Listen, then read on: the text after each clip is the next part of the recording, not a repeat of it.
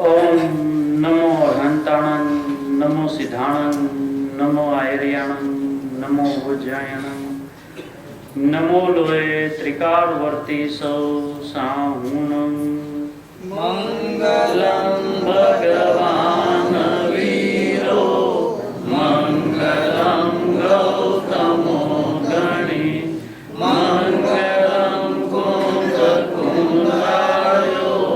जैन धर्मोऽस्तु मंगलम् सर्वमंगल्यमांगल्यं सर्वकल्याणकारकं प्रधानं सर्वधर्माणां जैनं जयतु शास्त्रम्। पूर्ण स्वरूप को देख देख कर जो परिपूर्णता को प्राप्त हुए हैं, ऐसे हमारे सर्वज्ञ परमात्मा, उस सर्वज्ञ परमात्मा की दिव्य ध्वनि में परिपूर्णता की जो चरम सीमा से बात आती है, उसको झेलने वाले गणधर परमात्मा उसी श्रृंखला में अपने परिपूर्ण स्वभाव के साथ मिलान करते समर्थ आचार्य भगवंत कुंदकुंद द्वारा विरचित ये अष्ट पाहुड़ की बोध पाहुड़ की 23-24 गाथा पर सर्वज्ञ परमात्मा से लेकर भावलिंगी संतों का हृदय को स्पष्ट करने वाले इस दुकाल के अंदर में सुकाल लाने वाले, जहाँ मैं परमात्मा हूँ ऐसी बातें कान पर आती नहीं है, ऐसे ये निकृष्ट काल के अंदर में 45 साल तक सिर्फ एक ही बात घुटाई, मैं परमात्मा हूँ, मैं परमात्मा हूँ, मैं परमात्मा हूँ। स्वयं तो परमात्मा बने और निष्कारण करुणा करके परमात्मा कैसे बना जाता है, वो उनके स्वाध्याय में, जो कि गुरुदेव हमेशा ये कहते थे कि हम स्वाध्याय किसी को समझाने के लिए करते नहीं हैं, किसी को सुनाने के लिए करते नहीं हैं, हम अपना स्वाध्याय जाहिर में जरा जोर जोर से करते हैं, और उस जोर जोर के स्वाध्याय में किसी को अपना स्वभाव का जोर आ जावे तो उसका आरोप हम पर नहीं देना। बस मैं तो अपने स्वभाव को घुटता हूँ, थोड़ा जोर से घुटता हूँ। मेरा कोई कर्तव्य नहीं है कि जगत को मैं समझाऊं। जिन्होंने अपना परिपूर्ण स्वभाव को देखा हो, उसने जगत के सारे जीवों का परिपूर्ण स्वभाव को ही देखा है। किसी को अपूर्ण देखा ही नहीं तो समझावे किसको। बस वो अपनी समझ में ये बात जो नहीं आ रही थी, उस रात को दिन रात उसको घुटते। ये बात आचार्य भगवंत द्वारा पूज्य गुरुदेव श्री ने धनुष का निशान कैसे लगाना, ध्रुव को कैसे पकड़ना, जैसे आधा घंटे में पूरी बात बता देने का सामर्थ्य जो गुरुदेव में है, कि जिनागम की कोई भी गाथा हो, 4 अनुयोग की कोई भी गाथा हो, लेकिन हर गाथा में से मात्र वितरागता, मैं परमात्मा, बस इतना ही बात को घुटाते हैं। आज का 10 लक्षण महापर्व का ये दूसरा दिन, यानी उत्तम मार्दो, उसका क्या अर्थ है? सुबह हमने पूजा में भी पढ़ा, विनय करना, विनय से। अब विनय के नीचे किसका विनय करना और क्या विनय करना, ये भी स्पष्ट दिया है कि उत्तम मार्दव धर्म प्राप्त करने को विनय भाव लाऊं। अब विनय क्या? परम शुद्ध चैतन्य तत्व का निर्णय कर शिव सुख पाओ, ये विनय है। विनय की परिभाषा बताए कि मार्गो धर्म की प्राप्ति कैसे हो कि मैं परम शुद्ध चैतन्य तत्व हूं, ऐसा निर्णय करना वो विनय है। और इस विनय के सिलसिले में गुरुदेव ने आचार्य भगवंतों का हृदय कहा कि ज्ञानियों का विनय करना यानी क्या। हम गुरुदेव के ही शब्दों में 14 नंबर पेज पे ज्ञान किसे कहते हैं, पहली लाइन, ज्ञान सम्यक ज्ञान के जे मोक्ष का मार्ग है।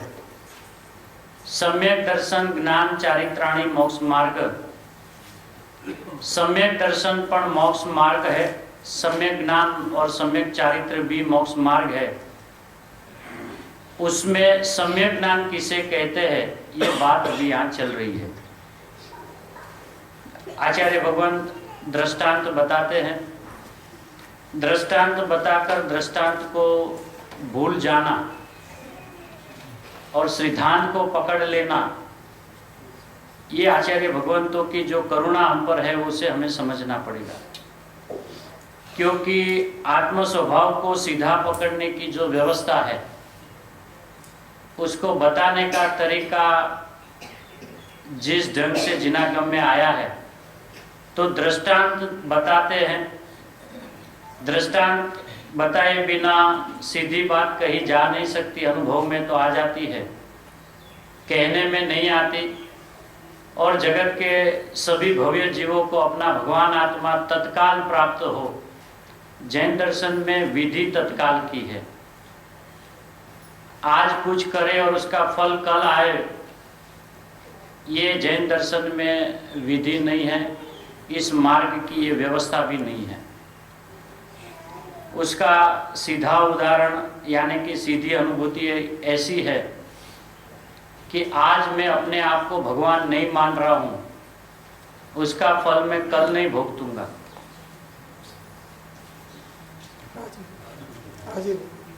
आज मैं अपने आप को परमात्मा नहीं मान रहा हूं, उसका फल मैं भावी काल में नहीं भुगतूंगा।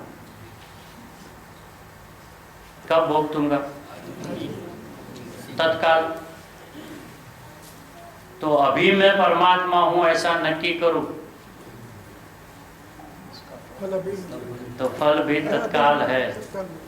ये जैन दर्शन के अंदर में कोई अकाउंट सिस्टम ही नहीं है। अभी हा तो अभी अतीन्द्रिय आनंद, अभी ना तो अभी अनंत दुख। ऐसा ये पवित्र दर्शन, स्वतंत्र दर्शन, निरावलंबी दर्शन,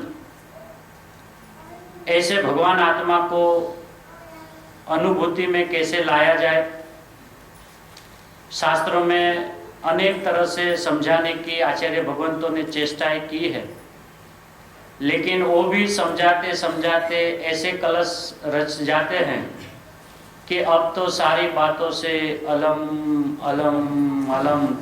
साहब आप तो इतना विस्तार भी करते हो और फिर आप ही कहते हो कि बस अब हो जाओ, शांत हो जाओ, अधिक कहने से क्या लाभ। योगसार में आता है, जे परमात्मा छे तेज हूं छू, जो मैं हूं वही परमात्मा है, एम जानकर है योगी जन, करो न काई विकल्प। और जिनागम में जो जिन सो ही आत्मा, बस इतना ही, अन्य सो ही कर्म लेना ही नहीं। अपनी ही बात की मर्यादा में रहना, बस जो जिन सो ही आत्मा। अन्य सो ही कर्म यदि वापिस पढ़ लेगा तो वापिस उस बात को दोहराएगा, बाकी की जो चीजें वो कर्म है। बस जिन सो ही आत्मा, और जो परमात्मा है वही मैं हूं, और जो मैं हूं वही परमात्मा है। आचार्य भगवान कितनी सरलता से कैसी कैसी रचनाएं रचकर हम पे अनंत उपकार करके चले गए कि भैया यदि तुझे तेरे स्वभाव को देखना है तो विधि बहुत सरल है, सीधी है। कृपाणु देव में भी आता है कि सत सरल है, सरल है, सर्वत्र है, सुगम है। सत को बताने वाला सत चाहिए। और ऐसे सत को बताने वाले हमें आचार्य भगवंत मिले, गुरुदेव श्री मिले। और हमें भी सत की चाहना है, भावना है। हम अपना निज कल्याण के हेतु यहाँ पर पधारे हैं, किसी का व्यवहार रखने के लिए हम आए नहीं हैं। हम इस तीर्थ क्षेत्र के अंदर में हम यहाँ अपना निज कल्याण करने के लिए आए हैं। और गुरुदेव श्री आचार्य भगवंत का हृदय खोल खोल कर बताते हैं कि ये जो सम्यक ज्ञान है ना, वो कैसे होता है। पहला मति ज्ञान, दूसरा पैराग्राफ, जे मति ज्ञान में जे ज्ञायक आत्मा है उसमें अवग्र यह अवाय धारण थई जाए छे, हो जाता है, करते नहीं। एक एक बात की कीमत है। मति ज्ञान में मति ज्ञान की बात नहीं लिखी, शुरुआत की मति ज्ञान की, लेकिन मति ज्ञान में क्या, मति ज्ञान नहीं, मति ज्ञान में ज्ञायक आत्मा।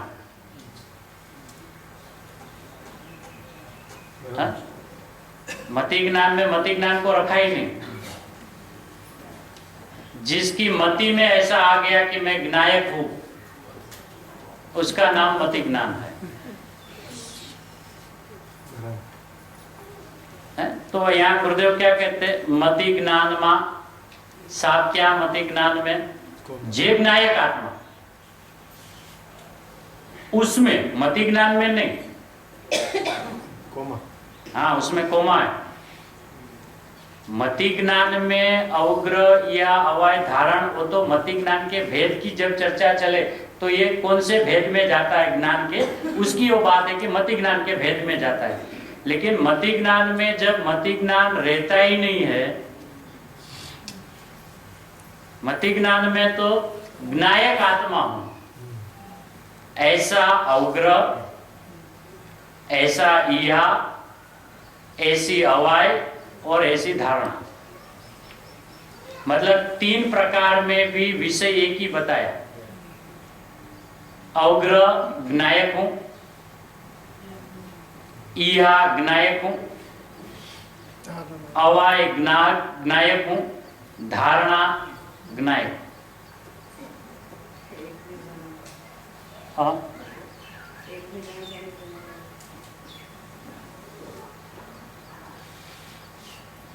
अब वो विधि बतावे तो क्या कहे।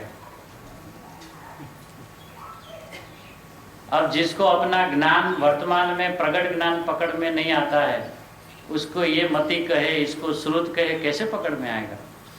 ये तो जो भी परिभाषाएं हम जो कहते हैं या सुनते हैं, वो तो जिनागम के माध्यम से कहते हैं, अपने अंतरंग का भाव भाषण तो नहीं हुआ ना। तो ये भाव भाषण हुए बिना इस भाव का जो गहराई है वो पकड़ में नहीं आती है। इसलिए जीव को ऐसा अभिप्राय है कि अभी मुझे मति ज्ञान है, अभी मैं ज्ञायक हूं, ऐसा जिसका अभिप्राय नहीं है। अभी मैं परमात्मा हूं, ऐसा जिसका नक्की नहीं हुआ है, उसको क्या कहे भाई। अभी आप में क्या, कौन सा ज्ञान चल रहा है?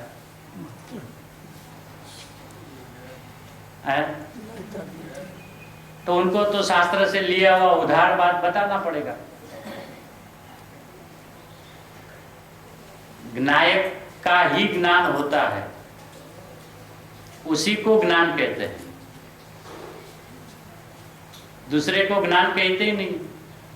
इसलिए मति ज्ञान में जे पहले हुआ, जो हर बात पे हुआ हुआ कहते हैं, करो करो नहीं कहते हैं।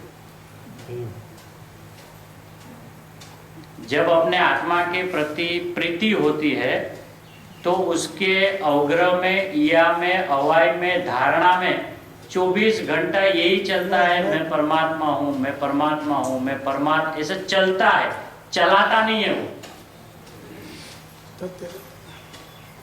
चलाने का कृत्रिमता इस मार्ग में है नहीं, और प्रीति स्वभाव की आए तो चले बिना रहता नहीं है। इसलिए यहाँ पे लिखा है थई जाय छे, अवाय अवग्रह या अवाय धारण थई छे। मति ज्ञान जे पहला थયું ते ज्ञान में, उस ज्ञान में क्या हुआ? आत्मा चिदानंद अखंड अभेद ध्रुव है। मति ज्ञान हुआ, उसमें मति नहीं था, कुछ ज्ञान, मति ज्ञान नहीं था। मति ज्ञान का विषय क्या था? है ना? आत्मा यानी मैं चिदानंद अखंड अभेद ध्रुव, ऐसी विचारणा थईने करीने नहीं, थईने निर्णय थईने धारणा थई छे, उस मति ज्ञान को यहाँ धनुष कहा जाता है। अब वो दृष्टांत के साथ सिद्धांत को मिलाना है, इसलिए आचार्य भगवान का हृदय गुरुदेव खोलते हैं और श्रुत ज्ञान को डोरी कहते हैं।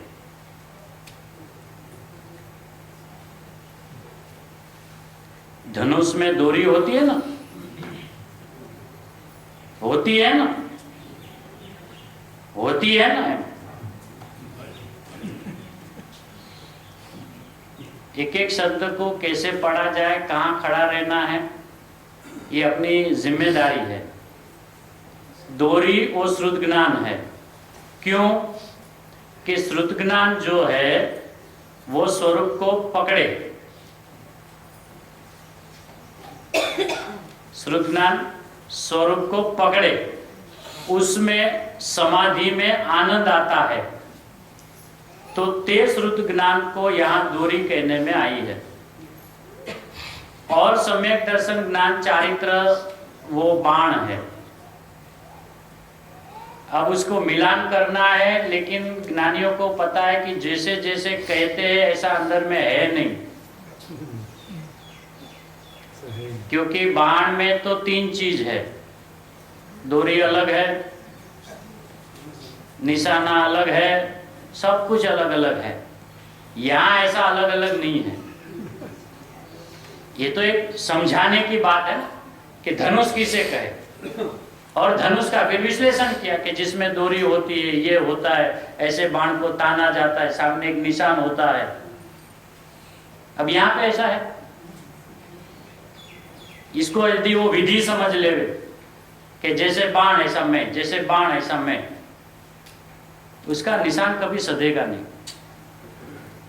लेकिन नजदीक से नजदीक का दृष्टांत देकर जीव को सरलता से उसका भगवान आत्मा कैसे पकड़ में आवे, ये समझाने की ज्ञानियों की ये जो अनंत करुणा है। तो गुरुदेव उसका अर्थ ये करते कि उस बाण का निशान ध्रुव चैतन्य है। वहां निशान देखने के, लगाने के लिए बाहर की ओर देखना पड़ता है, और यहाँ निशान लगाने के लिए अंदर की ओर देखना पड़ता है। यहाँ तो निशान लगाने वाला भी मैं, निशान भी मैं, और उसका साधन वो भी मैं। मतलब मुझे मेरा निशाना लगाना हो तो एक भी परद्रव्य की पराधीनता नहीं। उसमें तो यदि एक चीज हो और दूसरी न हो तो निशान साधा नहीं जा सकता। और यहाँ पे अपने को जब पकड़ना हो, समझना हो, तो गुरुदेव कहते हैं कि जे ज्ञान में, मति ज्ञान में પોતાનું ચૈતન્ય ધ્રુવ સ્વરૂપ પકડીને અવગ્રહ यानी पकड़ना, विचारणा करके, निर्णय करके, ધારણા થઈ ગઈ કે આ શુદ્ધ चैतन्य भगवान છે। पहले तो अपनी स्थापना की कि मैं परमात्मा हूं, है ना। क्या निर्णय क्या किया? अवग्रह नाम पकड़ीने पकड़कर विचार क्या किया, विचार करके निर्णय क्या किया, और निर्णय करके धारणा क्या की कि आ शुद्ध चैतन्य भगवान है। ओ चैतन्य शुद्ध भगवान है वो नहीं, आ शुद्ध चैतन्य भगवान है। फिर श्रुत ज्ञान द्वारा उस तरफ का झुकाव करके ये दोरी से बाण खींचे छे ना, दोरी नहीं। अब क्या हुआ, मति ज्ञान में ऐसा ख्याल में आ गया कि ये जो जानने वाला है ना वही मैं हूं। मति ज्ञान में, प्रगट ज्ञान के उपयोग में ये जो जानने देखने वाला है वही मैं हूं, ऐसा पहले तो ख्याल में आया।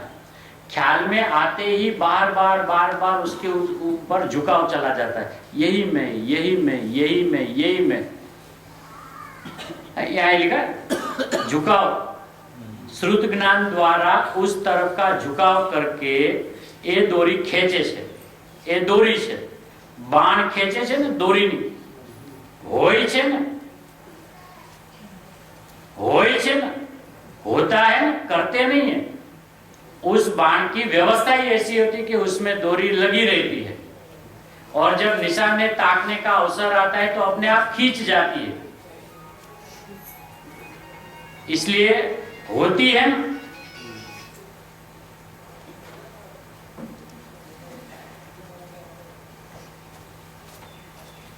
ज्ञान, श्रुत ज्ञान, भाव श्रुत ज्ञान एने कहिए, उसको कहे कि जो सम्यक दर्शन ज्ञान चारित्र जो मोक्ष का मार्ग है उसका निशान ध्रुव है, वहां बाण मारना है,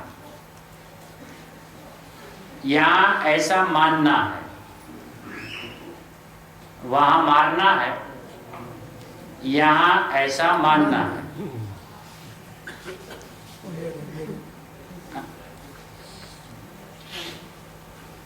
आटली सामग्री होय तो बाण त्या लागे, नहीं तो बाण त्या नहीं लागे। अब इतनी सामग्री हम सबके पास आज उपलब्ध है। ये मति और श्रुत ज्ञान का व्यापार हम सबके पास उपलब्ध है। निशाना किसको मारना है ये भी ज्ञानी गुरुदेव के उपदेश से, आचार्य भगवंतों के उपदेश द्वारा ये पता चला कि मैं परमात्मा हूं, ऐसा मुझे मेरा ही निशान ताकना है।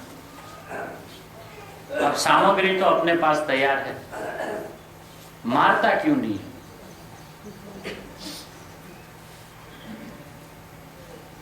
अब अभी तो नक्की, पहले तो ऐसा भी कहा गया होगा कि उसके पास यथार्थ सामग्री नहीं थी, अपने स्वरूप को बताने वाले सच्चे देवगुरु शास्त्र नहीं मिले थे, तो हमें अपना स्वरूप का पता ही नहीं चला, तो हम चार गतियों में रुलते रहे।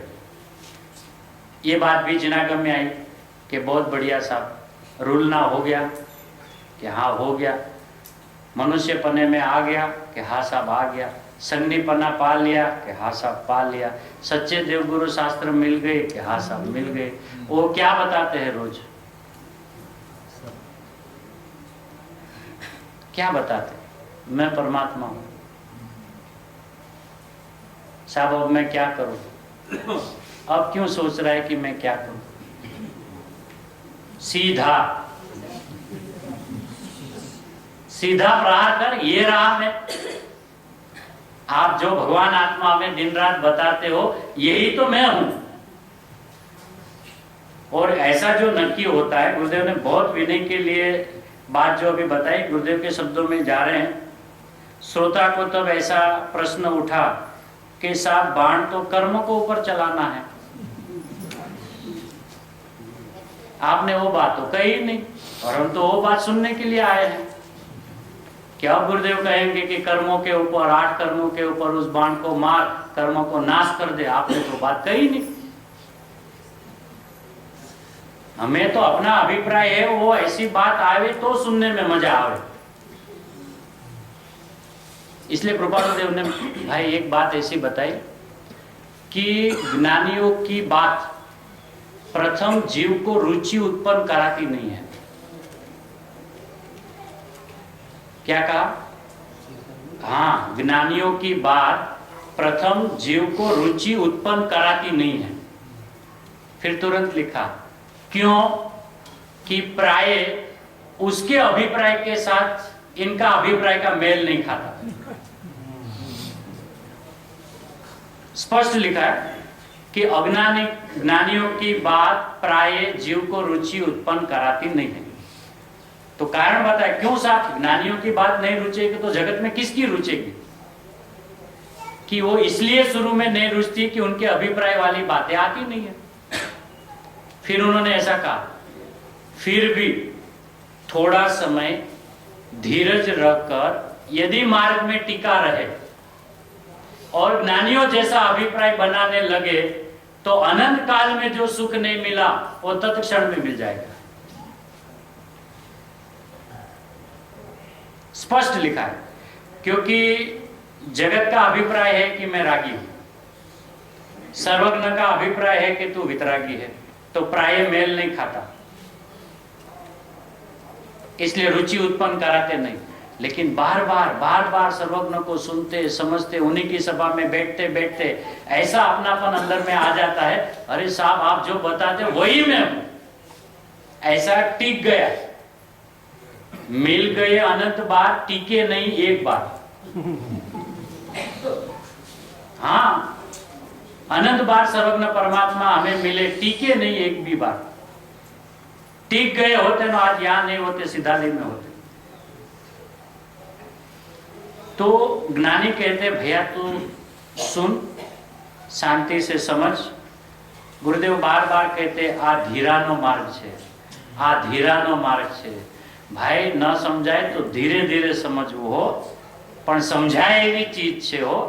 સમજાય એને સમજાવે છે ને, જેનામાં સમજવાની શક્તિ છે એને સમજાવે છે, કઈ જડને સમજાવે છે? એટલે બધું ઘણીવાર ઝીણું છે હો, પણ ધ્યાન રાખે ને તો પકડાય એવું છે। हाँ, हिंदी पर सूक्ष्म बात है, लेकिन ऐसा नहीं है कि दुर्लभ है। ध्यान रखे, अपनी बात है ऐसा बैठ के बाद में सुने तो पकड़ में आवे ऐसी चीज है।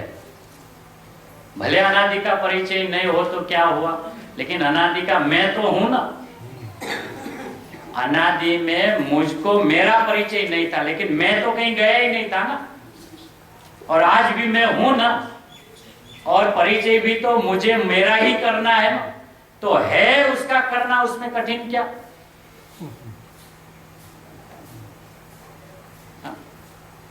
ये बात इसलिए श्रोता की बात को गुरुदेव ने उत्तर ज्यादा न देते और सभा को इधर उधर का उपयोग नहीं लगे। ना ना ना ना ना, कर्म फर्म नहीं, इधर बात ही नहीं है। साहब इतने दूर से आए, कोई हमें कुछ नड़ता है, हमें कुछ तकलीफ देती है, अंतराय कर्म हमें आड़े आते, ऐसा तो आप कुछ बताओ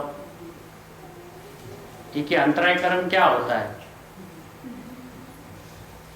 अंतराय कर्म, मैं अंतर में हूं ऐसी जिसकी राय नहीं, वो अंतराय है। अंतराय मतलब मैं अंतर में ही हूं ऐसी जिसकी राय यानी अभिप्राय नहीं है, वो उसको अंतराय कहा जाता है। वही अंतराय उसको नड़ता है। कर्म विचारे कौन, अब ये बात तो बार बार दोहराते, लेकिन बार बार उनकी बातें करते जो विचारे हैं ना, उनकी बात हम करते। भूल मेरी अधिकाई, फिर भी पता नहीं चलता कि अंतराय में क्या कौन सा कर्म। बस मैं अंतर में हूं, मैं कहीं आया ही नहीं, कहीं गया ही नहीं, किसी के साथ मेरी मिलान हुई ही नहीं। जगत से मैं हमेशा न्यारा का न्यारा ही रहा हूं, और मैं अंतर में ही रहा हूं ऐसी जिसकी राय नहीं, उसको अंतराय करते हैं।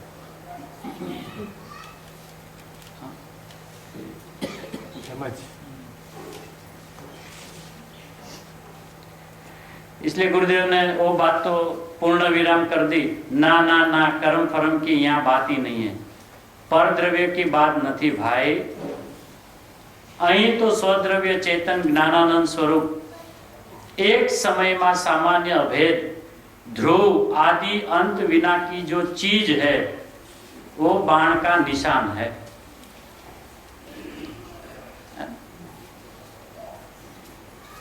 सम्यक ज्ञान છે તે ज्ञान છે ना।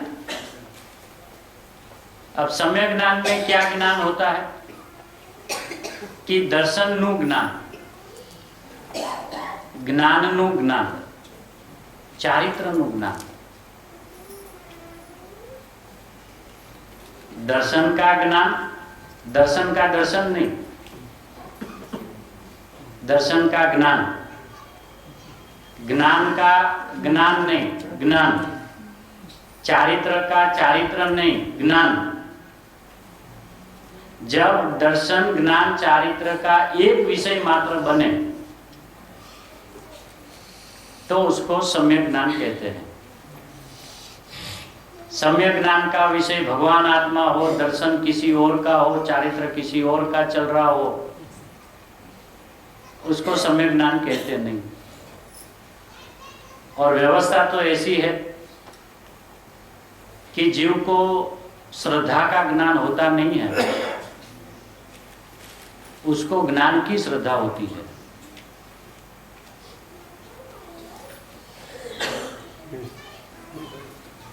जीव को श्रद्धा का ज्ञान नहीं होता,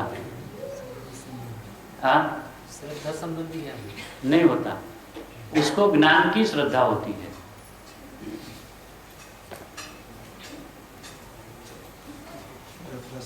हाँ उसका आंतरा है, अब वो जो भी है वो पर्याय ही है। ज्ञान मतलब अभी यहाँ आत्मा लेना है, न द्रव्य न गुण न पर्याय।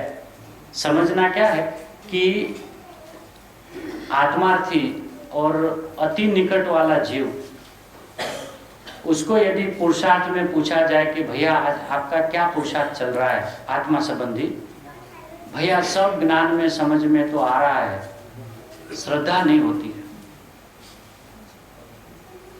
बराबर।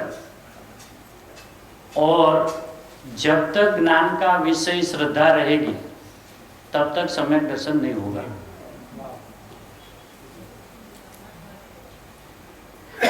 ज्ञान में पर को देखना, उसका मतलब अपने ही साथ में रहने वाले अनंता गुणों के पर्याय को देखना, उसका नाम पर को देखना है।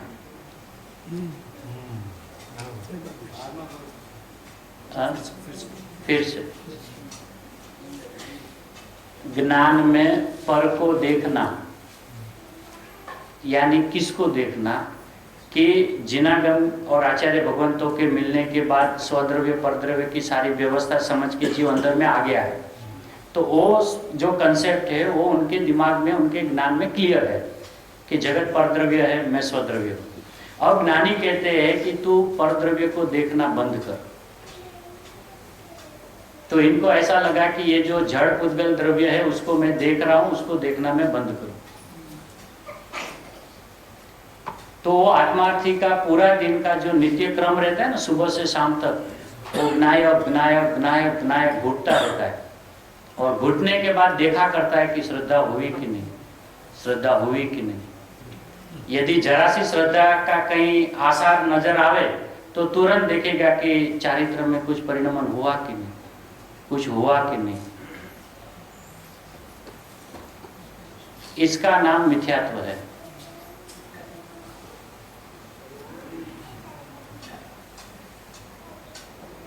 ज्ञान में ज्ञान में ज्ञान का ज्ञान होता है, ज्ञान में ज्ञान की श्रद्धा होती है, ज्ञान में ज्ञान का आनंद होता है, ज्ञान में ज्ञान का चारित्र होता है, ज्ञान में ज्ञान का सुख होता है, ज्ञान में ज्ञान की स्वच्छता होती है।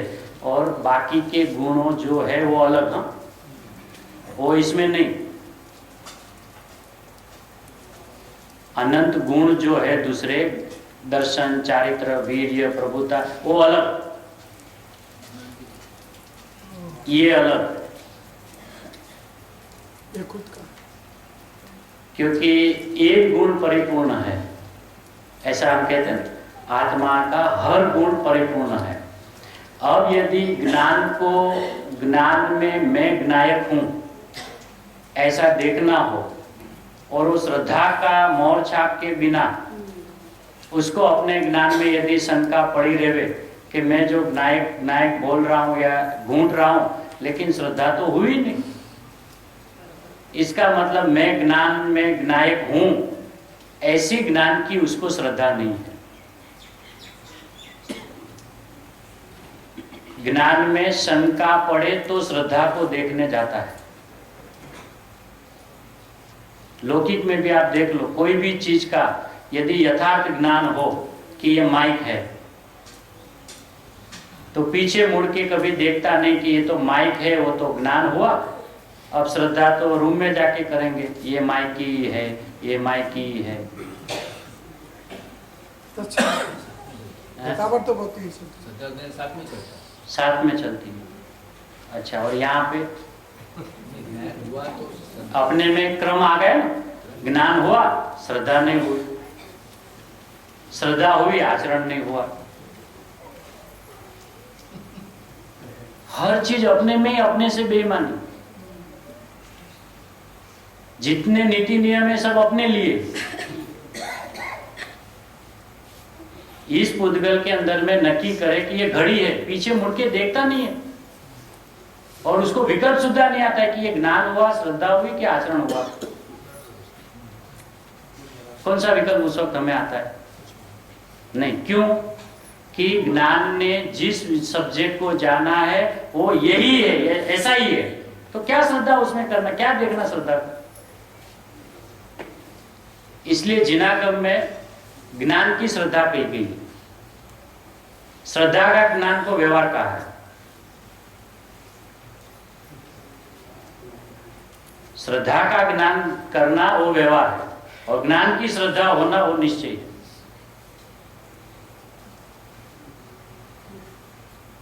गहन में थोड़ा जावे तो पता तो चले कि हम क्या चीज है।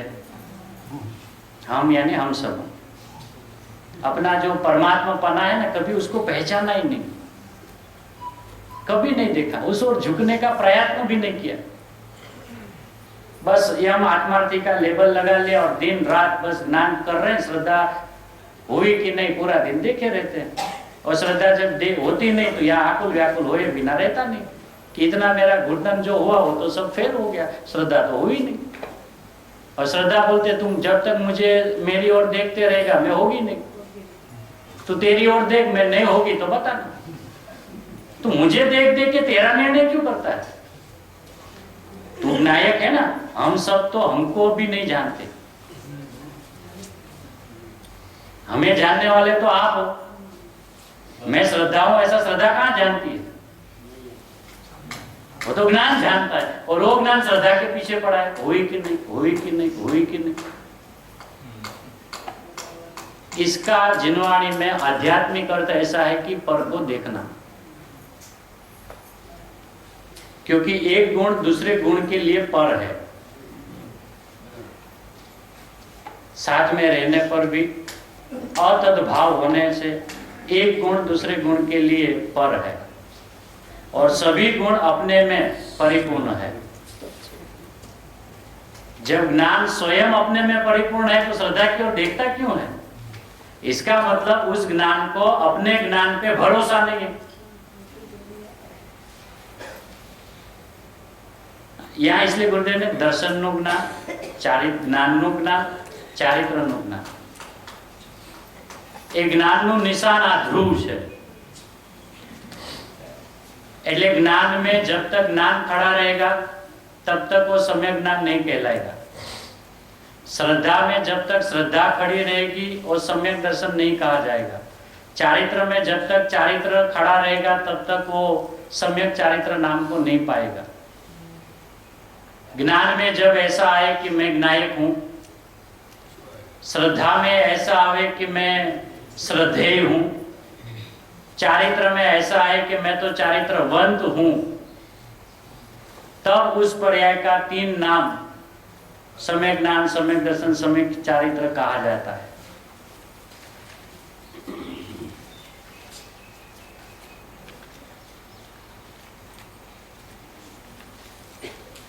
उस ज्ञान का निशान निमित्त तो नहीं, राग तो नहीं, एक समय की पर्याय पर नहीं।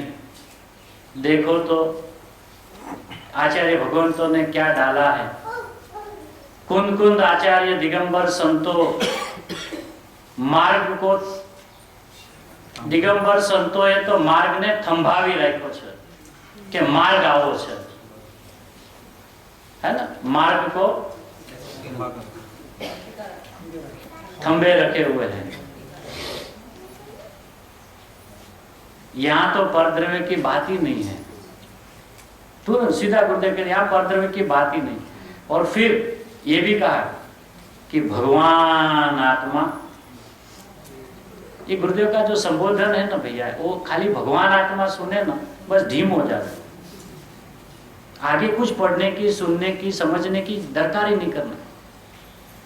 इतना गहराई से और अपने स्वभाव को छू के आने वाला ये जो भगवान आत्मा है, वो हमें ऐसा लगता है कि अभी गुरुदेव को तो आदत हो गई है, बार बार पे भगवान आत्मा कहते। हाँ भैया हमें पता है ना, अब आगे कुछ कहो ना, यही तो कहना था, आगे कुछ कहना ही नहीं है। आचार्य को हमें क्या कहना है? यदि वन जंगल में हमें अभी यहाँ ऐसा पता चले कि कोई भावलिंगी संत इस धरा पर अंदर में विराजमान है और यहाँ से अपनी पूरी सभा आदर सहित उमड़ी भगवान का दर्शन के लिए निकले और वहाँ जाके देखे तो भगवान अपने को देखे ही नहीं। उन्हीं भगवान स्वभाव में ऐसे है कि अपने को देखे ही नहीं। आधा घंटा, 1 घंटा, 2 घंटा, 1 दिन, 2 दिन, 3 दिन, 4 दिन हम वहीं बैठे ही रहे। 5वें दिन जब बाहर आए, पवित्र नेत्रों से जब देखा, भगवान आत्मा हूं करके अंदर चले गए, आए ही नहीं बाहर। गुरुदेव तो मुनि दशा की जब वर्णन करते तो कितने उछलते हैं। मुनि दशा मतलब क्या भैया? और ये कुन भगवान दिगंबर संत जिसने जिन मार्ग को थंबा के रखा है, मार्ग तो आज है भाई, मार्ग तो यही है। यदि कोई विपरीत मान्यता हो तो भैया गुजराती में कहते पोटलू वाड़ी सड़गावी नाखी, घरे नहीं ले जाते। पोटली क्या गठरी बांध के उसको जला देने, घर पे नहीं ले जाना, क्योंकि घर पे ले जाएगा ना तो घड़ी घड़ी गठरी की ओर देखेगा, है तो सही ना, वो भी तो अपना पढ़ाई है ना, ये नहीं रुचा तो वो तो है, वो है ही नहीं तो फिर यही रुचना है। सीधा जला देना। फिर वापिस करुणा से क्या कहते हैं कि ये किन जीवों के लिए हम ये बात कहते हैं कि ऑलरेडी जिनको सर्वज्ञ परमात्मा का शासन मिला है और उसको भी अपने भगवान आत्मा की गरज लगी है और मैं परमात्मा हूँ ऐसा उनको नक्की करना, निर्णय करने का स्वकाल पका है, तो गुरुदेव उससे कहते हैं भगवान आत्मा जिन्हें हित करवू होय। बता दिया गुरुदेव का एक प्रवचन में द्रव्यानुयोग, कर्णानुयोग, चरणानुयोग, प्रथमानुयोग सब आता है, क्योंकि वो दिव्य ध्वनि है। भले आज हमें कुछ भी लगे, अपनी मान्यता में वो भावी तीर्थाधिराज है या नहीं, उसके प्रति जो भी जिनके मन में जो भी हो, लेकिन उनका एक प्रवचन ऐसा नहीं होता है कि जिसमें 4 अनुयोग नहीं होता है। द्रव्यानुयोग की इतनी तीखी बात करेंगे और तीखी बात करके तुरंत वैराग्य की बात कर देंगे, तुरंत यहाँ पे भी ऐसा है, जिसको अपना हित करना हो। साहब आप तो द्रव्यानुयोग की बड़ी बड़ी बातें करते हो, जन्म मरण तो है ही नहीं, आत्मा तो अजर अमर अविनाशी, फिर काहे से याद करते हो? भैया ख्याल है, हाँ? सब बात पता है, लेकिन पता है ना, वो कहनी नहीं है। कहते नहीं इसके लिए पता नहीं है, ऐसा नहीं है। लौकिक में भी हमें कोई बात की पता हो और यदि कोई पूछे कि उसका क्या है, नहीं नहीं मुझे कुछ पता नहीं, मतलब क्या, उसको पता है, बताना नहीं है। इसलिए गुरुदेव कहते भैया जिसको अपना हित करना हो, और भैया नहीं कहते, भगवान आत्मा, सार संसारी तो कहो, अज्ञानी तो कहो, मिथ्या दृष्टि तो कहो, ये बात यहाँ लाना नहीं। ये बात न सुनने जैसी है न सुनाने जैसी है। सुनना और सुनाना हो तो बस मैं भगवान आत्मा, तुरंत ग्रहण। जिसको अपना हित करना हो और जिसको जन्म मरण का दुख मिटाना हो, बस। और ये गुरुदेव को पता है कि इस सभा में जितने भी भव्य जीव जो आए हैं, वो चतुर्गति के भव भ्रमण के दुख को मिटाने के हेतु ही आए। लेकिन डॉक्टर के पास जाने के बाद बार बार दर्द को नहीं दोहराना, बढ़ जाएगा। तो बार बार दोहराते रहेगा ना, साहब मैं दवाई तो खाऊंगा, ठीक होगा ना, दवाई तो आप बोल रहे हो उस हिसाब से मैं लूंगा, लेकिन ठीक हो पाऊंगा कि नहीं, मुझे रोग तो है ना साहब, रोग तो है ना साहब, रोग तो है ना साहब। भैया तू यहाँ आया मतलब रोगी है, अब तू शांत हो जा, पड़ी की खाया कर, मैं परमात्मा हूँ। और साथ में परहेजी रखना, रागी मैं नहीं हूँ। तो गुरुदेव कहते हैं अब उसको क्या दुख है, गुरुदेव ने जन्म मरण के दुख में चारों गति दुखदायक है वो बताने के लिए इशारा कर दिया कि सिर्फ निगोद और नारकी का दुख ऐसा नहीं, उतना ही मात्र नहीं, स्वर्ग और सेठाई में भी दुखी है, एक लो दुखी प्राणी है। अब उसका दुख क्या है? पर तरफ ना लग से आकुलता थाय छे ते બધું दुखद છે। अब ये बात भी तो बहुत समझने लायक है कि पर तरफ का लक्ष्य होना यानी क्या होना।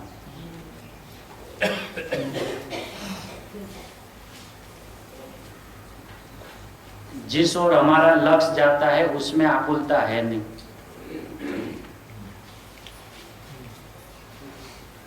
पर में पर तरफ लक्ष्य से आकुलता होती है, और जिस पर की ओर अपना लक्ष्य है उसमें आकुलता है नहीं। तो फिर ये पर का लक्ष्य से आकुलता का क्या अर्थ है? शरीर तरफ हमारा लक्ष्य ऐसा कहते सामान्य, मतलब सारे पर द्रव्य उसमें आगे, द्रव्य कर्म, नौ कर्म, भाव कर्म सारे आगे। अब उनमें किसी में भी आकुलता है नहीं। यहाँ कैसे हुई? क्या आकुलता अंदर से हुई है? हाँ, वही नक्की करना है ना। हमने अपने आप को आकुलित तो मान लिया है और सच्चा है, ऐसा नहीं है, लेकिन उसका वास्तविक कारण क्या है? और इसको जब तक अधर अधर नहीं मानेंगे तब तक वो अधर जाएगा ही नहीं।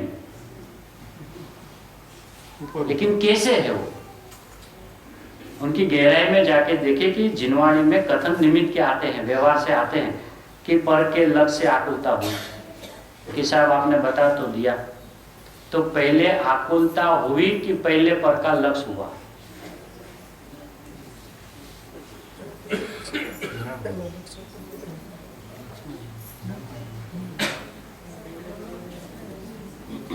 क्या हो?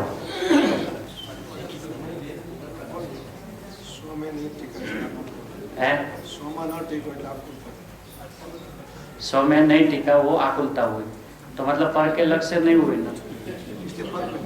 नहीं मतलब अपने को भी तो वही अपना मूल कारण में जाना है ना।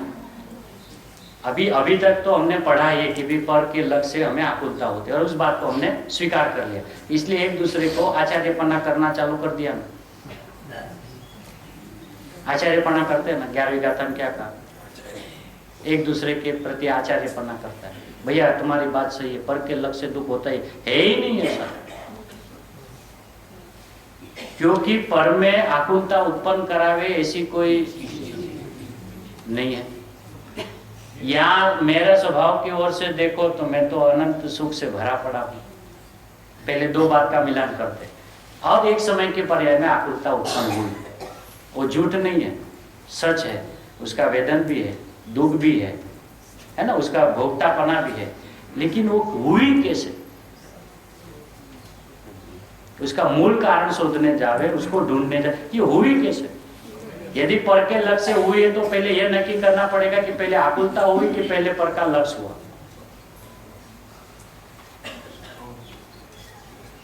है। आकुलता जब हुई तब ये कहा गया कि उसका लक्ष्य पर पे था, पहले पर पे लक्ष्य था, इसके लिए आकुलता हुई नहीं है।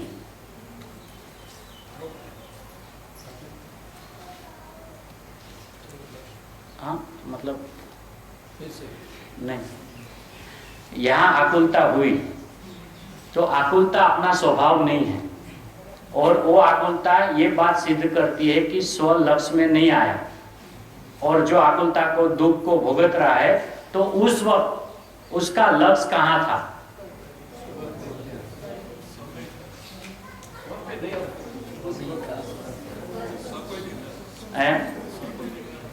वही सुनना आपसे, वही, आपसे सुनना।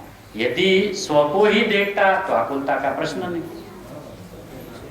सभी बातें तो नक्की भी करनी पड़ेगी ना। अच्छा, पर को देखने से आकुलता होवे भी कोई व्यवस्था नहीं है, क्योंकि वहां है ही नहीं। जब आकुलता हुई तब कहा जाता है कि पर। हाँ, और वो आकुलता क्या चीज की हुई कि अपने को जानने वाला को ऐसा लगा कि मैं अपने को नहीं जान रहा हूं, वो आकुलता है। उस दुख को वो अनादिकाल से भुगत रहा है, संयोगों के दुख को भुगत नहीं सकता।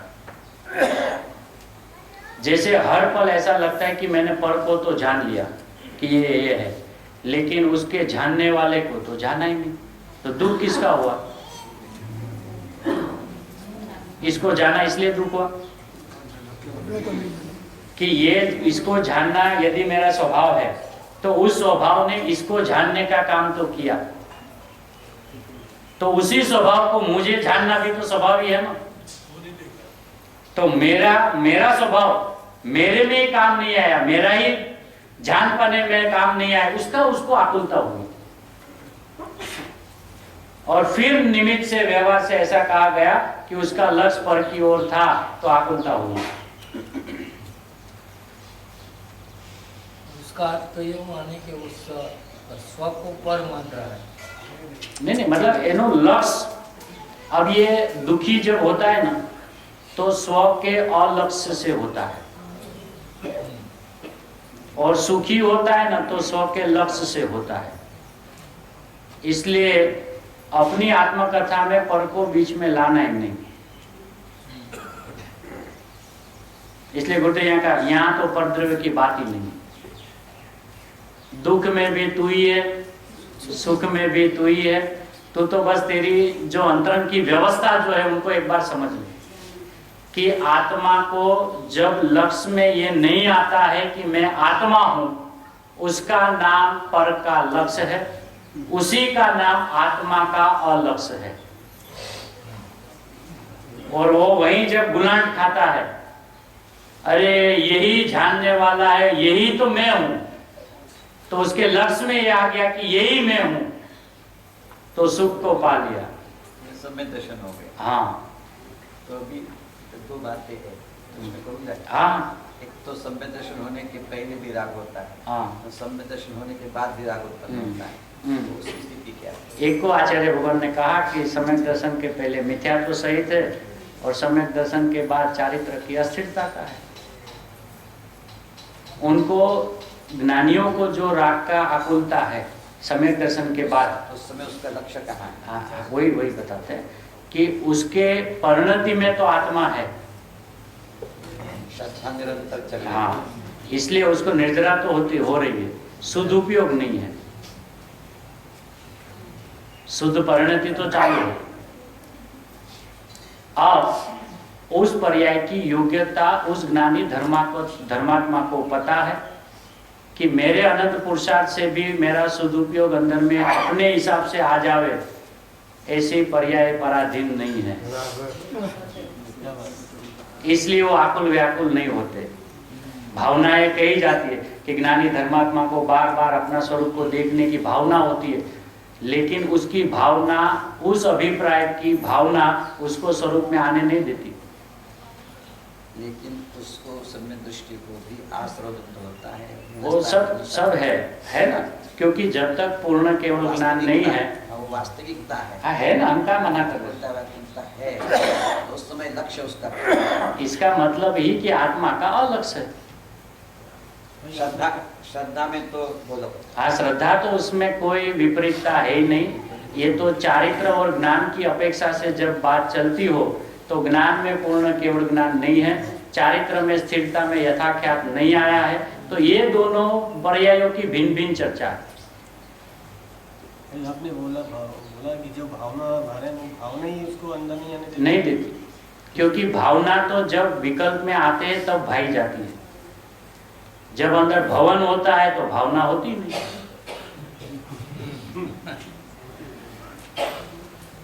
में क्या भावना होगी? अनुभवन है ना, अनुभवन है, भवन है सीधा, है ना। तो वो तो कहा अभी क्या है, उनको जगत की किसी द्रव्यों की भावना नहीं है, तो उनके बारे में क्या कहा जाएगा? दिन रात अपने स्वभाव की भावना बाहर रहते। यदि वो भावना भाते और उस अनुसार उनका परिणमन हो जाता तो पर्याय की स्वतंत्रता समाप्त हो जाती। चौथा वाले को 14वें तक जाने की जरूरत नहीं, वही उसका काम हो जाता। पूरा का पूरा केवल ज्ञान झूठा साबित हो जाए, 14 गुण स्थानों की परिपाटी झूठी साबित हो जाए। उनको अभी क्रमबद्ध पर्याय की स्वतंत्रता, पर्याय की योग्यता, कौन से परिणाम में कौन सा ज्ञेय है वो सुनिश्चित है। ऐसे इसमें भी अभी लिखा जिनागम अनुसार, मुनिपणा की जो बात आई 17वें पेज पे, जिनागम अनुसार क्यों लिया है ना, कि पहले तो उन्होंने सर्वज्ञ के मार्ग को ग्रहण किया है, उन्होंने जैसी जैसी स्वभाव की व्यवस्था बताई उनको अपने ज्ञान में धारा है, धार के उनको अनुमान में लाकर उसका अनुभव किया है, और अनुभव करने के बाद केवल ज्ञान में हर परिणाम की नोंद है कि इस जीव को कौन से समय कौन से काल में मोक्ष की पर्याय होगी। वो करोड़ उपाय कर ले वे पहले नहीं होगी। आदिनाथ भगवान को इतना समय क्यों लगा है? बराबर है। फिर भी आदिनाथ भगवान को आकुलता नहीं थी, उनको अपने स्वभाव में कभी शंका नहीं हुई कि मेरा जो श्रद्धा है वो सच्चा है कि नहीं। बराबर। तो कौन से बल पे वो टिके? ये जिनागम अनुसार। और जिनागम यानी आगम। आगम ये कहता है कि जो जिन सो ही आत्मा, वो जिनागम। और परिणाम का हर पल स्वतंत्रता का जो द्योतक है उसको उसका प्रतिपल विश्वास है। ज्ञानी को भी, मुनि भगवंतों को भी पता है कि भावना उस काल में आए बिना रहती नहीं है, लेकिन 12 भावना जब चलती है तब वो बाहर में होते हैं, इसलिए 12 भावना वाले बाहर में हैं।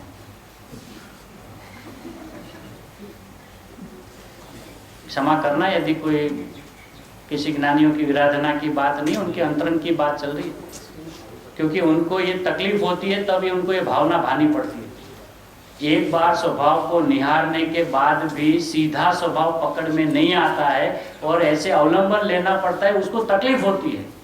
और जीव को ऐसा लगता है कि अवलंबन के बिना कैसे काम हो, उनको वो बोझारोप लगता है कि ऐसा मैंने मेरा स्वभाव को देखा है। हाँ, ये उनको साथ में पता है कि पर्याय को, सदुपयोग वाले पर्याय को जिस काल में ढलना होगा उसी काल में वो ढलेगी, सब होगा। तो क्रमबद्ध का निर्णय भी उनके ज्ञान में सच्चा आ गया, सर्वज्ञ परमात्मा भी ज्ञान में आ गए और अपना सर्वज्ञ परमात्मा को उसको देख लिया। तो अभी तो उनको पता है कि वो मोक्ष की पर्याय तो होने वाली, वो तो मैंने देख ली है। मेरी मैंने मोक्ष की पर्याय को जब देख ली है तो मैं आकुल व्याकुल क्यों होगा, चाहे अनंत काल क्यों नहीं जावे। सिमंदर भगवान का हुआ, आज भी बैठे हैं, भैया आपको सब अनंत अनंत अनंत प्रकट है, घर पे चले जाओ ना। बोला हम घर पे ही है ना। तुम तो हमें संयोग की ओर से देखते हो ना, हम तो स्वभाव की ओर से देखते हैं। हम कहाँ गए, हम कहीं गए ही नहीं। सिधाले कहाँ है, जा रहा है बाहर, जा ही नहीं सकता, उपयोग बाहर जा रहा है। जा ही नहीं सकता, बाहर वाले उपयोग में आते हैं।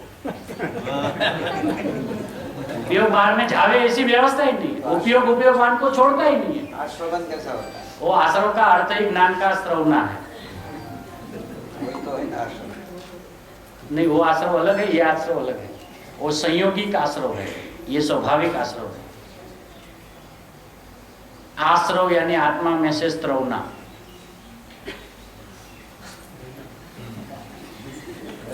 ज्ञानाश्रव है, इसको ज्ञानाश्रव कहते हैं। इसलिए समय कितना है भैया पता नहीं है, 11:30। आत्मा में 7 तत्व दिखा बताओ, देखा सब दिखाया, समझ नहीं दिया बस बंद, वो भी बता देना, समझ नहीं देना। अब ट्रैक हो जाएगा, पूरा हो जाएगा ना। ट्रैक आउट हो जाएंगे। वो तो पता है। हाँ, अभी ये आश्रव मतलब जिनागम के अंदर में, पहले ये बात हम, ये सब हो रहा है इसलिए सब बात जैसी है वैसी हम पहले ज्ञानियों के माध्यम से और जिनागम के माध्यम से जो 7 तत्वों का स्वरूप, उसमें 2 तत्व पर की ओर से है और 3 अपनी ओर से है। आश्रव और बंध में पर की बात आती है और सवर निद्रा मोक्ष में अपनी बात आती है। लेकिन यदि पांचों पांच को अपने में ही देखना हो तो कैसे देखें? तो पहला आश्रव है। आश्रव यानी आ नाम आत्मा में से स्त्रवना। स्त्रवना यानी प्रकट होना, बाहर आना। तो अनादि से हमें हमारे असंख्य प्रदेश से ज्ञानाश्रव चालू है। ये कर्मों का आने वाली ज्ञानाश्रव की बात नहीं है। ये स्वभाव को समझने से हमें 7 पर्याय में एक भगवान आत्मा ही मैं हूं, ऐसा जो देखने का अवसर आता है वो कैसे आता है? ज्ञान का आत्मा के असंख्य प्रदेशों में से स्त्रवना यानी बाहर आना, उसका नाम ज्ञानाश्रव है। अब वो ज्ञान आश्रव अनादि से चल रहा था, हमने आज तक संवर के, सज ढज के उसका स्वीकार नहीं किया कि ये जो बह रहा है ना, ये ज्ञान जो बह रहा है ना, यही मैं हूं। ऐसा जब अपने आप को संवारा तो संवर, संवर में क्या होता है? संवरना है? अब वो पर्याय में ही 7 तत्व होते हैं ना, बार बार पर्याय अपन क्यों याद करें? मतलब आश्रव मतलब क्या और सवर मतलब ये 7 तत्व पर्याय है। तो अभी आश्रव तो चल रहा था, लेकिन उस ज्ञान को हमें कभी अपनी महिमा आई नहीं। उसको लगा कि आत्मा में ज्ञान है। हाँ भैया, वो तो हमने अनंत काल में बहुत बार सुना है, वो तो आत्मा में ज्ञान ही होता है ना। तो ऐसे ज्ञान की महिमा नहीं आई। जब ज्ञानी गुरु मिले, अरे भैया ये जो तुझ में दिन प्रतिदिन जो ज्ञान चल रहा है ना, ये ज्ञान वही तो तू है, ऐसा जब हमें कहा तो हम संवरे। हम संवरे मतलब हमने उल्लास से उस बात को स्वीकार किया, यही मैं हूं। उसका नाम संवरना है। हाँ, फिर वो अभी आश्रव नहीं रहा, वो जो ज्ञान है वही मैं हूं। तो आश्रव में मतलब क्या था कि आना। तो आत्मा के प्रदेशों में कर्मों का आना होता नहीं है। अपने असंख्य प्रदेश में कर्मों का यानी कार्य का होना होता है, उसको कर्म कहा जाता है। कर्म यानी कार्य। आत्मा में क्या कार्य हो रहा है प्रतिदिन? कि ज्ञान का स्त्रवना हो रहा है। वही ज्ञान की जब हमें महिमा आई, गरिमा आई, हम संवरे, तैयार हुए और हमने ये स्वीकार किया कि यही मैं हूं, तो संवर हो गया। अब जो संवरेगा वो बार बार अपने को निहारेगा, बार बार अपने को निहारना निर्जरा है। शुद्धि की वृद्धि होना है। कहा है? तो लौकिक में भी जब हम कहीं बाहर जाते हैं और अप टू डेट कपड़ा पहनते हैं तो आईने के सामने सर से पांव तक देखते रहते हैं। कौन देखेगा? जो संवरा है वो देखेगा, जो घर में ही पड़ा है वो नहीं देखेगा। उसको पता है कि मुझे मेरे में क्या देखना है, लगड़ वगड़ कपड़े पहनने हैं, उसमें क्या देखना। लेकिन जब वो अपना संवरा, तैयार हुआ, तो अब असंख्य प्रदेश से अपने को बार बार निहारता है। वो बार बार निहारते रहना, उसका नाम निर्जरा है। और अंदर में बार बार अपने को देख देख के इतनी प्रीति, इतना प्रेम अपने प्रति हो गया कि ऐसा भाव आया कि यहीं बंधा रहो।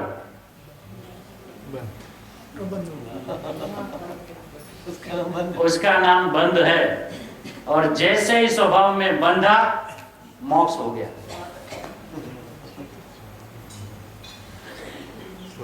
अध्यात्म का ये 7 तत्व है। इसका अर्थ है कि जिनागम में जो 7 तत्व आए हैं वो ऐसे नहीं है, ऐसा मेरा कहने का आशय नहीं है। वो भी एक दृष्टिकोण है, लेकिन ये अपने स्वभाव में सीधा अपने भगवान आत्मा को यदि देखना और सातों साथ में मैं ही में, फिर जब मैं ही में हूं तो साथ नहीं है। एक वो साथ में है। हाँ, पर एटलीस्ट साथमा हूं छू एम तो पहला जाने, અને फिर वो बोलेगा जब मैं ही में हूं तो मैं साथ कहाँ हूं? मैं तो एक हूं।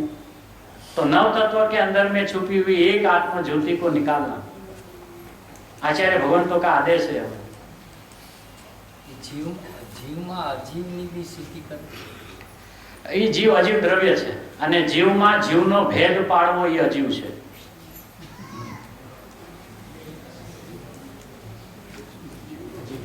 जीव में जीव का भेद करना वो अजीव है।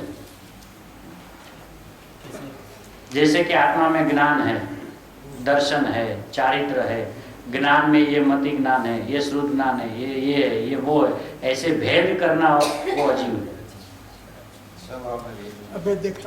एक अभेद। આપણે ભાઈ 7 તત્વો લીધા નહીં, 5 તત્વની ચર્ચા થઈ, છઠ્ઠું અજીવ તત્વ આવ્યું। બસ એમાં બધું સમજી જાઓ। એ 5માં બધું આવી જાય, બધા બહુ વિસ્તાર કરવા જાય, વિષય ચૂથાઈ જાય છે। जीव अजीव ની અંદરમાં એ અજીવે શું કામ લેવાનું? કારણ કે આચાર્ય ભગવંતે એક જીવ દ્રવ્ય ને એક અજીવ દ્રવ્ય ને પછી એની પર્યાયો ઉતારી છે। એમ છે ને? હા, એટલે કે સ્વભાવમાં બંધાઈ રહે। આજે જેને કેવળ જ્ઞાન થાય છે ને થાય છે કેવી રીતે? શ્રેણી જ્યારે માંડી અને ત્યાં ને ત્યાં એ સ્વભાવની અંદરમાં ઢીમ થઈ ગયા કે એ ફરીને બહાર આવ્યા જ નહીં, સ્થિર થઈ ગયા। એટલે એને स्वभावને निहारो, इतना स्वभाव को निहारा कि ऐसा प्रेम हो गया कि पहले तो कुछ प्रदेश दिखते थे, अब तो ऐसा प्रेम बढ़ा अपना कि एक प्रदेश, और उसमें अपना चैतन्य जब निहारते गए तो अपनी जो अलौकिक विभूति जो अपने में दिखाई दी, तो ऐसा भाव है कि इनको छोड़ के बाहर क्या जा रहे, इनको छोड़ के बाहर जाना है, यहीं बंधा रहो। और जहां बंधा मोक्ष हो गया। और जीव को ऐसा लगता है कि कब बंधन छूटे, और ज्ञानी कहते कब तू बंध जा, तेरा मोक्ष हो जाएगा भैया। अब तू स्वभाव में जब आता ही नहीं है, स्वभाव में जब तू बंधता ही नहीं, तो मोक्ष कहां से होगा?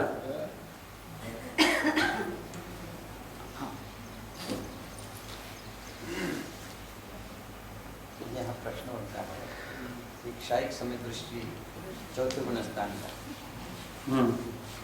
उसको ध्यान में रखकर के इसका स्पष्टीकरण। नहीं, ये किसी को ध्यान में रखना नहीं है, ये तो अपने ध्यान में आत्मा कैसे आवे उसकी बात चल रही है। वो तो देखो साइक वाले को तो सब पता है, पहले आप अपना साइक तो कर ले।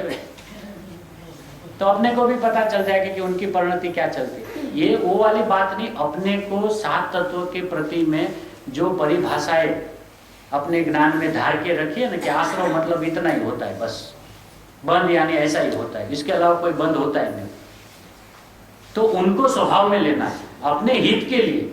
ऐसा नहीं कि अपने ज्ञान को मार मचोड़ के या अपन कोई खींचतान करके इस बात को अंदर बैठा रहे, ऐसा नहीं है। जिसमें अपना स्वभाव खिल जाए, जिसमें अपने स्वभाव की अस्थि की मस्ती चढ़ जाए, काम तो अपना यही है ना। जिनवाणी माँ कहती कि तुझे तेरा अस्तित्व का पता चल जाए, बस हमारा काम पूरा हो गया। यदि 7 तत्वों में एक तत्व में समझ में आता है तो 7 में जाना नहीं। मैं जीव द्रव्य हूं, मैं ही जीव तत्व हूं, यदि इतना समझ में आ जाए तो अजीव पुण्य पाप सवर निद्रा बंध मोक्ष में जाना ही नहीं। ये तो जो जा चुके हैं और वापिस आते नहीं हैं उसकी बात है, क्योंकि विस्तार करना कोई बड़ी बात नहीं है, विस्तार करके समेट लेना सबसे बड़ी बात है। जो श्रद्धेय का निर्णय होता है तो सबके लिए एक ही है, सबका एक है। जिस विधि से ज्ञानी धर्मात्मा को दोबारा अनुभूति होती है, उसी विधि से अनादि के अज्ञानी जीव को सम्यक दर्शन होता है। विधि एक ही है ना। यहाँ पे भी आचार्य भगवान का जो गुरुदेव ने कहा कि वही विधि से, आचार्य भगवान ने क्या कहा कि उसी विधि से उसको मोक्ष होगा, जिस विधि से उसको सम्यक दर्शन हुआ।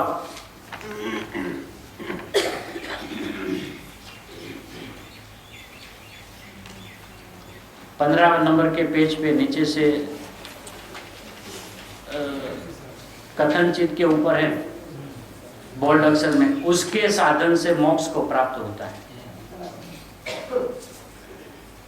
ना? उसी वही साधन, बस एक ही ज्ञान।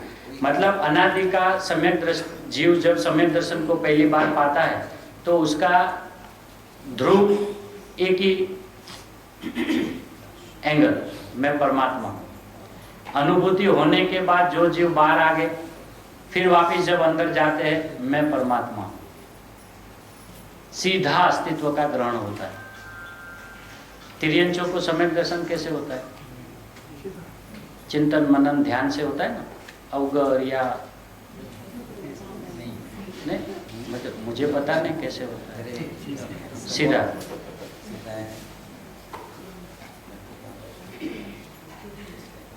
सीधा बोलते बार बार, नहीं उसका सीधा का स्पष्टीकरण सीधा ही है ना। अब सीधा का स्पष्टीकरण सीधा क्या होता है? कोई यदि ये कहे कि 1 लाख रुपया आपने कह दिया, 1 लाख का विश्लेषण करो, अब 1 लाख 1 लाख है, अभी उसमें क्या करो? गुरुदेव को नैरोबी में ये प्रश्न पूछा था कि साहब आप बहुत सूक्ष्म बातें करते हो, तो थोड़ी सी उसको ढीली करके हम सबकी समझ में आवे ऐसा करके आप कुछ बताओ। तो बोले भैया 1 करोड़ रुपये को सरल करके बताओ। 1 करोड़ रुपया है, अब उसको सरल करके बताओ। कैसा? वो तो 1 करोड़ 1 करोड़ है, इसको सरल क्या करना? उसको समझना है, उसको समझ, सीधी बात है ना। तब भगवान आत्मा, मैं भगवान आत्मा, साहब सरल करके दो। ये सरल ही तो कह रहे ना, तो भगवान आत्मा है, अब इससे सरल क्या करें? ये गुरुदेव का जवाब है, नैरोबी के प्रवचन में सुनना है तो आप सुन सकते।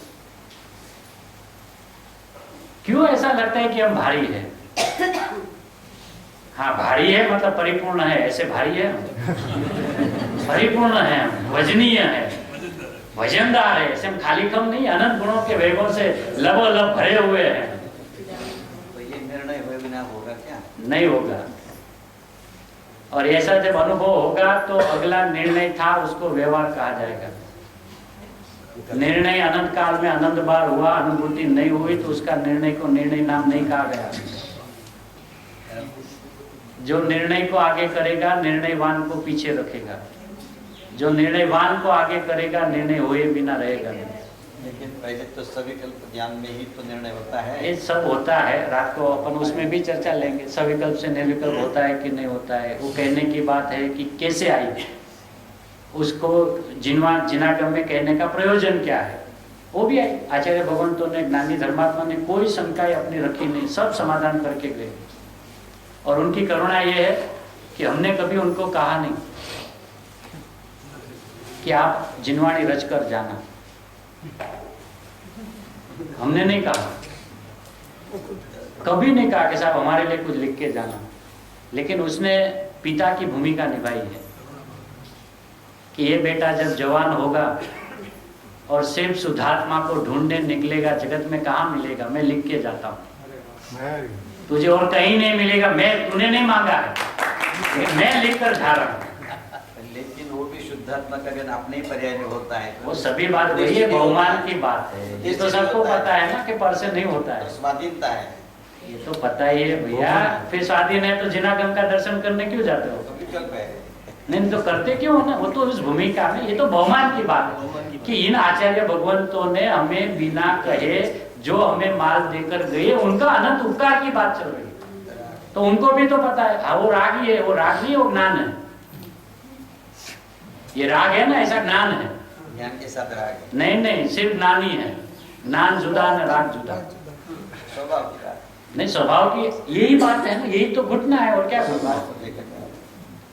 स्वभाव को भूला है, स्वभाव को देखना है, बस बात खत्म। ज्ञानी राग में कभी आते नहीं, ज्ञानी राग के ज्ञान में आते हैं।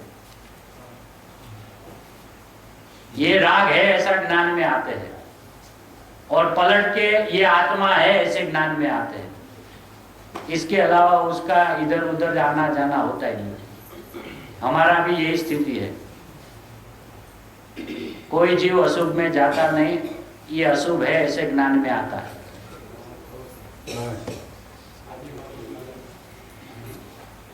यदि उठना हो तो ये नक्की करना पड़ेगा। ज्ञान में निर्णय होता है ना, तो ज्ञान ही निर्णय करेगा। ऐसे गुरुदेव का प्रवचन तो भैया आधा घंटे का भी लेवे तो आधा जिंदगी निकल जावे। ऐसी ऐसी बातें जिनागम के रहस्य को खोल खोल के जाते हैं। दर्पण का दृष्टांत, सरोवर का दृष्टांत देकर बोलते उसमें दिखते ही नहीं है, तो अपनी ज्ञान की स्वच्छता है ना। आज के प्रवचन में भी कितनी सुंदर बात बता दी, और फिर गिनती भी करा देवे। 66,975 करोड़ा करोड़ी तारा है 19 नंबर के पेज के अंतिम पैराग्राफ, 19 नंबर का।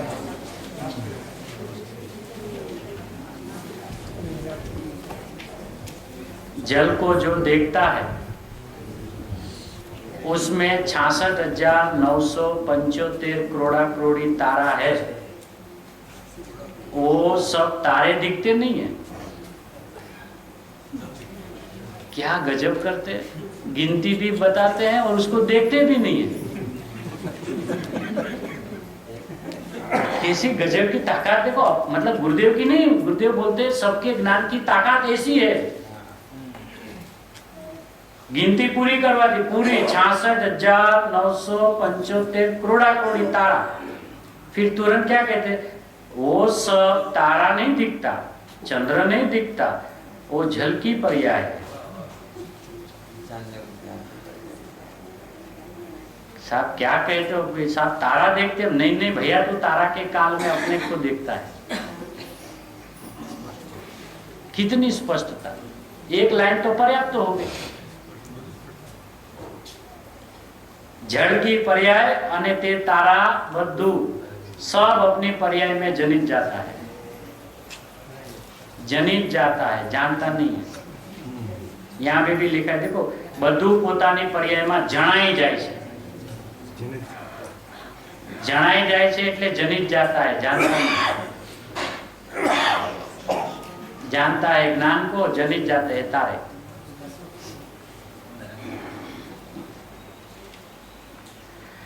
ऐसे ऐसे आचार्य भगवंतों के अंतरंग में पड़े हुए ऐसे ऐसे रहस्य पूज्य गुरुदेव के उपकार से इस गरीब देश में हमें अपना चक्रवर्ती पद याद में दे दिया कि भैया यहाँ भले सर्वज्ञ परमात्मा का विरह हो, गणधर परमात्मा न हो, भावलिंगी संतों के दर्शन कहीं दिखने को न हो, ऐसे ये गरीब देश के अंदर में